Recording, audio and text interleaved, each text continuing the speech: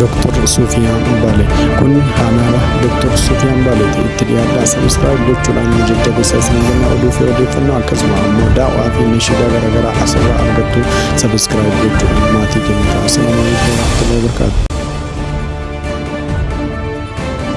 Leellaa sagantaa cidhaa tokko irratti raawwatameen namooti hedduun dhumanii jiranii hedduun immoo madaaniitii jiranii ganda biiftuu jaalalaa jedhamtu keessatti haleellaa gareen finxaalessaa Amaaraa raawwateen namooti cidha yookiin gaa'elarra jiran manni itti cufamee jumlaadhaan dhumanii jiranii lakkoofsi namoota dhumanis baay'ee guddaadha. Hanga yoonaatti lakkoofsan illee adda baasuu kan hin dandeenye namoonni namaa fi muka gubateellee adda baasuu akka hin dandeenyedha jiraattoti kan himaa jiranii.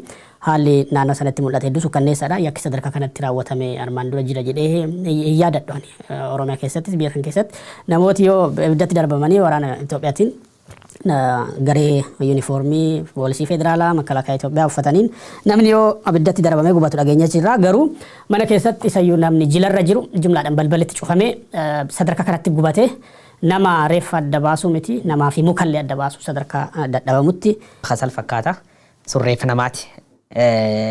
Mootummaa qabdi keessa dhalli namaa sadarkaa kanatti akka boqqolloo waliin gubate waddama biitti sun mootummaa qabdii moo qabdi jedhanii wal gaafachuun gaafiyyuu taa'uu hin qabu jechuudha. Garee wayii qawwee waan qabduuf biyyatti dhuunfachuu dandeenya. Galgala ture halkan sa'aatii 4 fi walakkaa naannoo sanarraa ka'eeti uummata ijoollee dargaggoo jiraattota naannoo sana jiran zargii cidha qabu ture.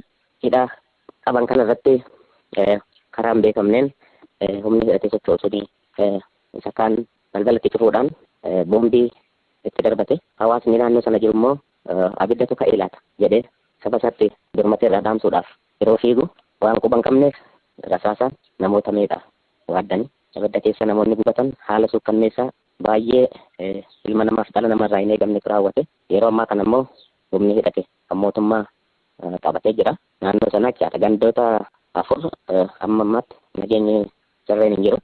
Amma akkasitti uummanni sochiin qabu takki keenya jala jecha. Ganda jiru gammachuu biiftuu jaalalaati. Halloo dinkiidha. Akkuma wal qabatee dirree godoo magaalli dirree godoo wal qabatee gara magaalli tokko jirti.